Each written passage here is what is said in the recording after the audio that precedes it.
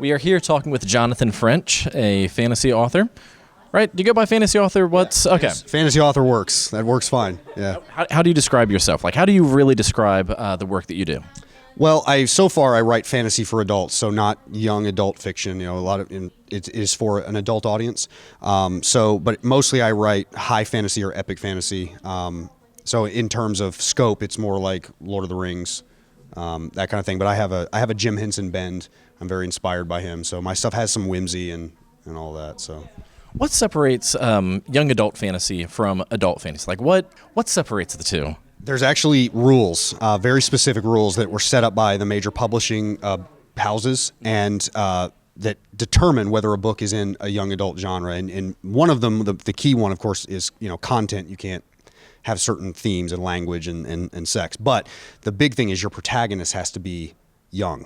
You cannot have a protagonist over a certain age. So your main character has to basically be within the age group that the readership would be.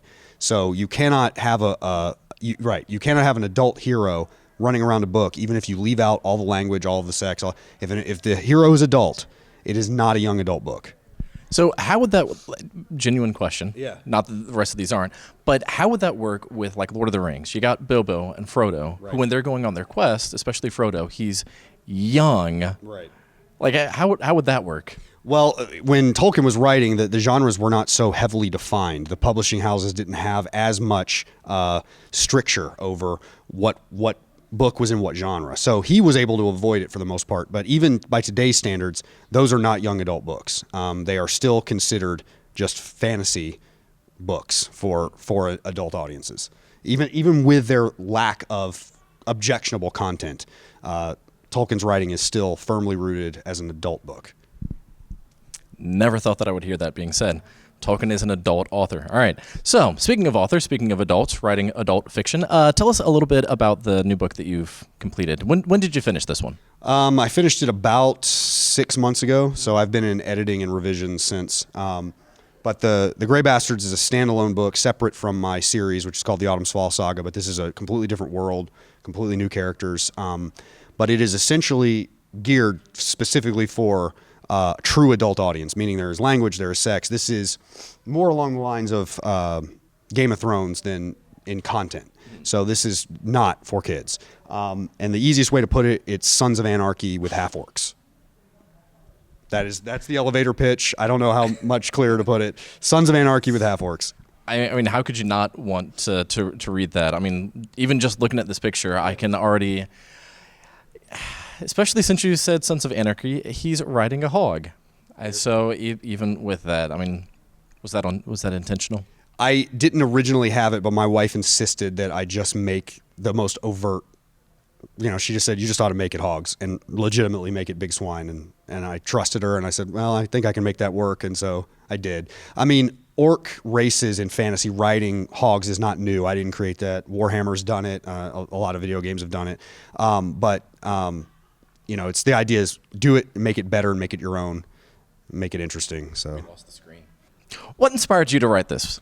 Well, I wanted to write a book that was definitely for adults. My Autumn's Fall Saga is kind of the problem you're talking about with Tolkien. It exists in this weird realm where kids could read it. There's nothing objectionable in it, but except for complexity of plot and so. Because kids are stupid. Some of them, right? So, I mean, it's like I could have read it at 14, right. But not all kids are at that reading level. So it really depends on what they've read. And so I had a hard time because parents would be asking me about Autumn's Fall. Well, is this okay for children? I'm like, well, what's your kid reading? That's really the only. And then if they couldn't answer that, it was, well, then maybe you need to screen it. And so it just kind of created this issue. And so finally I said, I want to write something that just is, I don't have to worry about that answer. If somebody comes up to me and says, is this for kids? I can just say, hell no.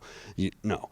And there's an audience for that, and it would help. And it was going to be a quicker book, a leaner book, something that was not quite as involved to write, and just be a lot of fun for both me and the reader. So, sex and violence sells, let's do that. Sure. And make it work. And then when I had the idea of like, well, I want to do Sons of Anarchy with half-orcs, that's a great, easy elevator pitch, I just ran with it. So nice. What about the other direction? Have you thought about doing a purely kids book? Yeah, and it will happen. I mean, again, I was talking about this in a panel I just did, is the idea of a funnel where, you do the kids book, you do the adult book, and they both come together and lead the readers to your series. So, this will bring the adults in, and then the kids book would bring the kids in, and then they all sort of end up at the series, the Autumn's Fall Saga, which would be great. So yeah, it's in the works. I've got some ideas for it. We'll see when it happens. Funnels are fantastic ideas and delicious cakes. So between the two, between Gray Bastards and Autumn's Fall, which one, I don't want to say which one do you like more, but if you were forced to only write one series, you could never write another word in the series ever again. Yep. Which one do you think you would go with? Autumn's Fall. It's been in my brain longer. It feels more like my kids. It's I know it's 8 books. I know where it's going. I can't wait to get it to where it's going. But yeah, I enjoyed writing the Gray Bastards. It was a lot of fun. But they exist well on their own. If this is the only one that there ever is, they will stand solid with that, and all those characters will be just fine. Autumn's Fall, I can't abandon 2 books in. I need to do 6 more, and I need to see it get there. No contest. Right. And is this in the same universe? Like, is it part of the same, no relation whatsoever, no connection, completely separate? You sure? 100% sure. Yeah, there's no way that these characters would coexist. The geography doesn't work. The cultures don't work. A lot of the races that exist in one book don't exist in the other series. So yeah, it's separate. Well, there we go. A completely standalone book. Gray Bastards by Jonathan French. Sounds pretty fantastic. Thanks. And I hope all of you pick it up and enjoy it as much as he has enjoyed writing it. You did enjoy writing it, right? I had a blast with the first half. The second half was murder. But no, the final product, I'm very proud of it. Hopefully the same won't be true for you reading it. Hopefully the entire way through will be fun, not get halfway through and then just start burning it. That probably wouldn't be good for sales. Kill it with fire because the second half sucks. No, I think it'll be fine. It's like quite a few movies like that. Right. But yeah, this looks fantastic. And again, Jonathan, thank you very much for talking with us. Thank you. Appreciate it. Thanks for talking to me. Thank you. Yep. If you enjoyed this video, be sure to check out the rest of our coverage from CONjuration 2015 here. Or if you want to see our videos from last year, check out our coverage from CONjuration 2014 here.